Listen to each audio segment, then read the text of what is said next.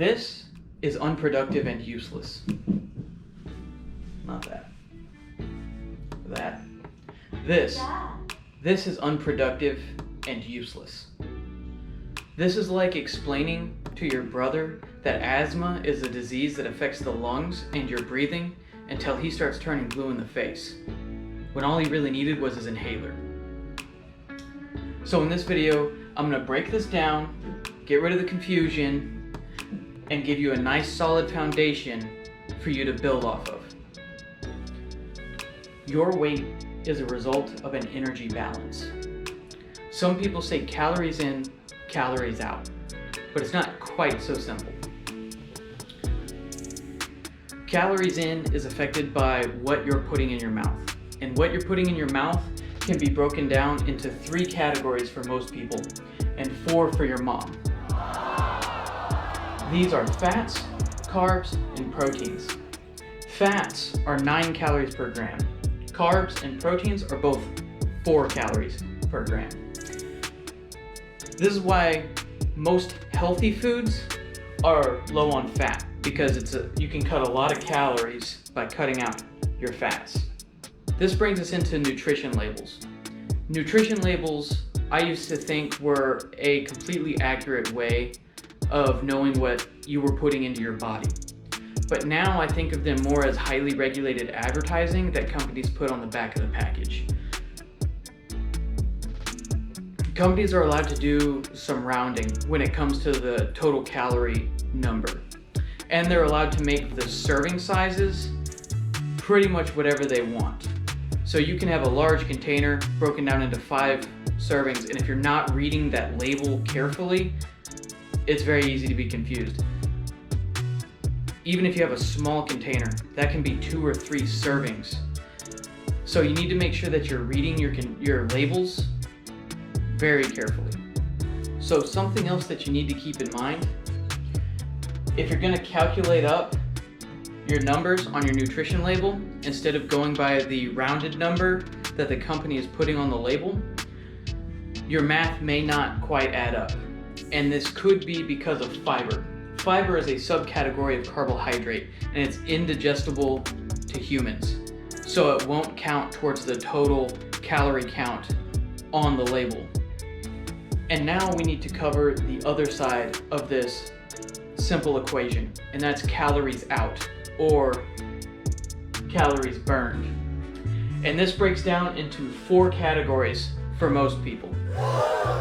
The first way that calories are burned is BMR, or basal metabolic rate. And these are the calories that are required to keep your body alive, to grow your hair, grow your nails, repair your cells, etc. You will always burn these calories no matter what. But the amount of calories burned here is affected by your weight, how much mass you're carrying, whether that's in fat or muscle. So, the second way that calories can be burned is called non-exercise activity thermogenesis, or NEAT. NEAT is all of the calories that you burn day to day by anything that is not exercise. This can be going to work, getting the groceries, walking the dog, whatever. You can intentionally manipulate this by tracking your steps and doing more, taking the stairs instead of the elevator, and just in general trying to be more active. You have to watch out though, because it can be unintentionally lowered by subconsciously moving less when you're in a calorie deficit. The third way that your body burns calories is the thermic effect of food. The thermic effect of food is the amount of energy required to break down anything that your body ingests. But I wouldn't make your food selection based off of the thermic effect of food. The effect is so small that you're better off making your food selection based off of satiety and adherence, which I will cover later. The fourth way that your body burns calories is through exercise. We all know about this one. It can come in many different forms: weightlifting, high intensity interval training, calisthenics, steady state cardio, whatever you want it to be. Whatever you choose, it will burn calories. But this should not be the main driver of your calorie deficit. Working out should be used for health, fitness, and strength, but it does help and you should be doing it. Satiety versus hunger. Satiety is how satisfied your hunger and thirst are at any given point. Satiety is what people struggle with on diets when they're cutting calories or eating less. They say, oh, I'm hungry all of the time. So we want to use satiety to combat hunger.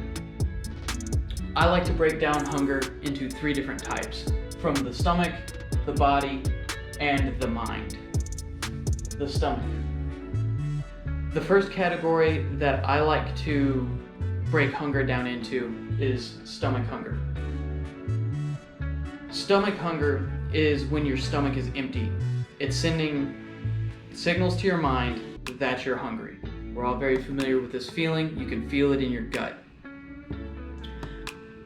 There are a couple ways to combat this. The first way is with high volume, low calorie foods. Anything that will fill your stomach for relatively few calories. A couple of examples are vegetables, a lot of different fruits, plain popcorn, anything that you want it to be, as long as it fills you up for relatively few calories. The other way to combat this is to eat smaller meals in a single sitting. Spread your food intake out over a larger period of time, and your stomach will adjust to those portion sizes, and you will become fuller easier. But it takes time. The second category that I like to break hunger down into comes from the body. The body sends you hunger signals a couple of different ways. It can be in the form of a general hunger, and this happens because you're in a caloric deficit or you've been burning up a whole lot of calories. And this just kind of comes with the territory of weight loss. You're just going to have to learn to deal with this kind of hunger. The other kind of hunger from the body is cravings. When you're deficient in one of your 3 macronutrients or any of your micronutrients, you can start to get cravings for different foods. The macros can be played with different styles of eating and different diets, and you can adjust them essentially how you want. But the micronutrients, you should be trying to take in mostly whole foods over processed, and take a daily multivitamin.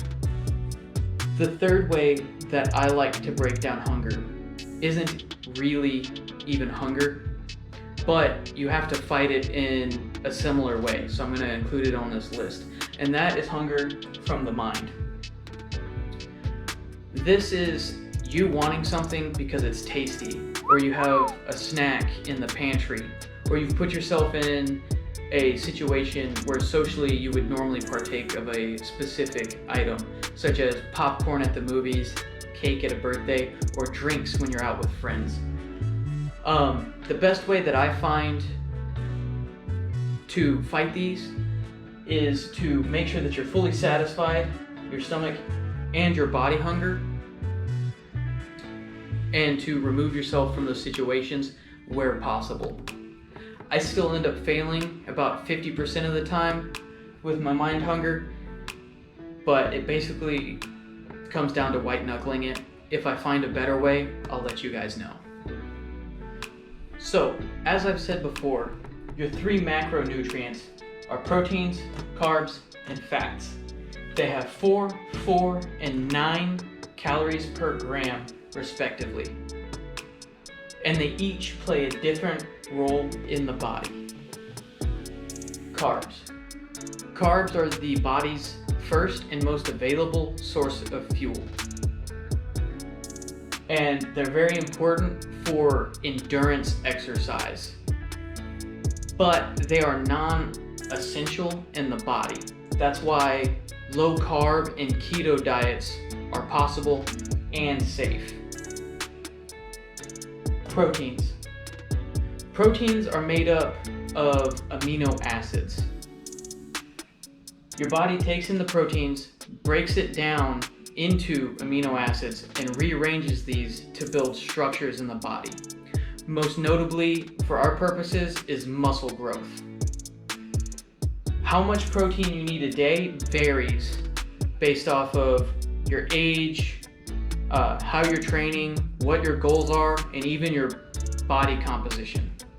So I'm not going to go over how much you need here.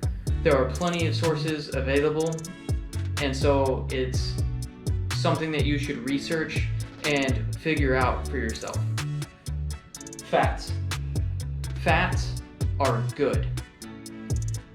Fats help regulate hormones in your body and help with joint health. You need them in your diet. However, I tend to steer people away from fats because they are more than twice as calorically dense as proteins and carbs. So make sure that you are getting some fats and don't cut them out completely, but make sure not to overconsume them. Do your research, find out how much fat you need in your daily diet, and then stick to that. After your macronutrients, you come to your micronutrients. I'm not going to pretend to be super knowledgeable in micronutrients. All I'm going to say on this subject is to make sure you're eating plenty of whole foods as opposed to prepackaged and processed foods, and to probably take a daily multivitamin. Now that I have explained all of that, it's time for the truth. The truth is, at the beginning of your fitness journey, almost none of that matters. Because if you're like me when I was 256 pounds, you are 1, full of excuses. 2, unhappy about the state of your body. 3, too uneducated about nutrition to sort out the truth from the bullcrap. And 4, too lazy to go out there and do the research and educate yourself on it. So, if you are any of those 4 things, then all of that information is way too much, and it can easily get washed away amongst all of the good, bad, and simply misguided nutrition advice available on the internet. You can't start a journey halfway through, and you can't build a rocket unless you understand Newton's laws of motion. When you have a health channel, I think you have an obligation to show people the first step, and it needs to be basic enough for them to understand. And then you can build upon that solid foundation of knowledge. If you are new to fitness or have been struggling to lose weight and don't know why, is calories in, calories out. There is no trick, pill, special way of eating, or exercise that can bend or break this rule. There are only ways to mask it. There are ways of eating that makes it easier. However, they make it more complex. You can follow all of the rules of a diet and still break the only rule that actually matters. So, the first thing you need to know is calories in has to be less than calories out.